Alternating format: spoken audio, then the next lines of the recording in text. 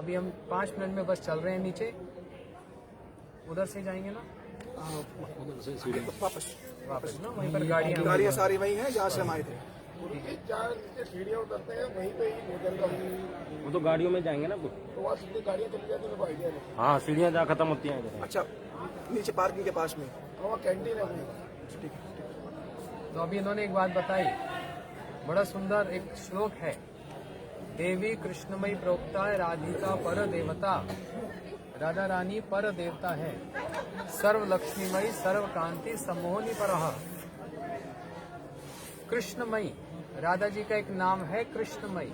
कृष्णमयी का मतलब है जहाँ जहाँ नेत्र पड़े तहाँ कृष्ण स्फुरे, जहाँ जहाँ उनके नेत्र पड़ते हैं वहाँ पर उनको कृष्ण ही दिखते हैं। जब काले मेघों को देखती है तो उनको कृष्ण का स्मरण होता है।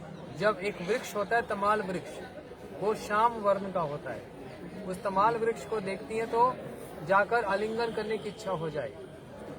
हाँ, कोई भी ऐसी वस्तु देखकर उनको उद्दीपन हो जाता है, ये कृष्ण है।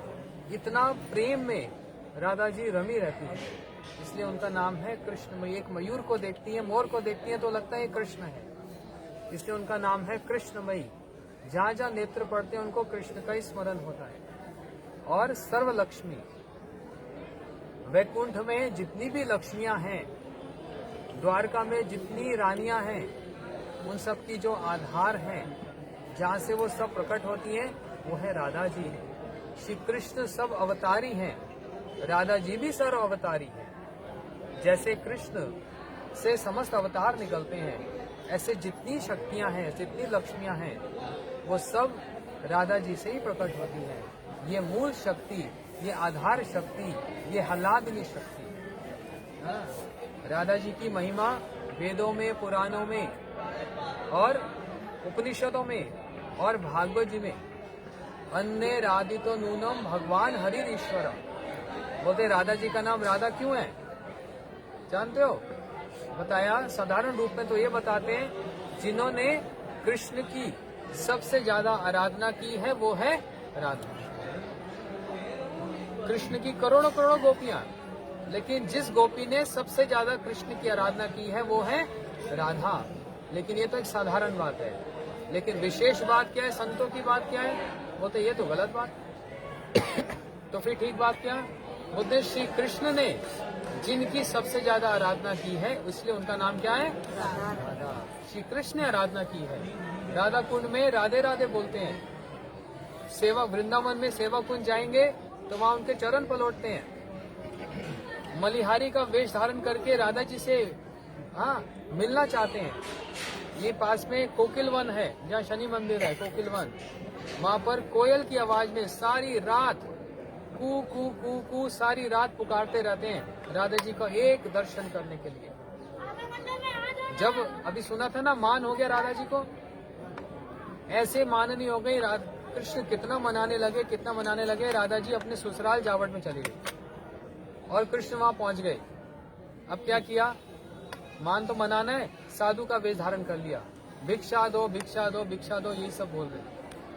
तो जटिला, उनकी सास का नाम है जटिला, बड़ी जटिल स्वभाव की है, इसलिए नाम ही जटिला है। और नंद है, उसका नाम है कुटिला, बड़ी कुटिल है। तो जटिला सास कहने लगी, जाओ कोई भिक्षुक आया है, उसको कुछ भिक्षा दे आओ। तो राधा जी ने कहा, मैं तो किसी पुरुष का मुख नहीं देखती, मैं तो किसी का मुंह नहीं देखती, किसी और को भेजो। अरे बोले लगी, बहू घूंघट लेके जा और दे आ। तो जैसे तैसे चावल दाल आटा ये सब लेकर बाहर पहुंची भिक्षा देने के लिए। तो वो जो साधु बने हुए थे, कौन? कृष्ण कहने लगे, हमको ये भिक्षा नहीं चाहिए। बोलते फिर और क्या भिक्षा चाहिए? हमारा समय खराब कर दिया इतना सामान इकट्ठा करने में। बोलते अपने मान की भिक्षा दे दो।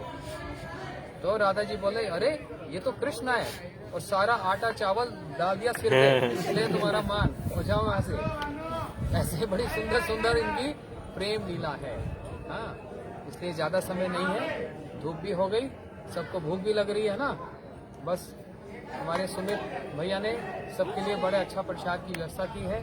अभी हम लोग जहाँ से निकले आए थे ना, यहीं से बाहर जाएंगे, वहाँ गाड़ियाँ हैं, गाड़ी में सब बैठ जाएंगे और वो गाड़ियाँ अपने आप ले चलेंगी, आप आगे रहना।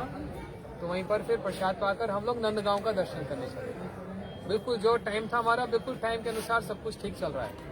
नंदगांव का दर्शन 12:30-1 बजे बंद हो जाता है, तो प्रसाद पाके तुरंत भागेंगे वो दर्शन करने के लिए, नहीं तो दर्शन चला जाएगा। ठीक है, बोलो श्री राधा रानी की जय।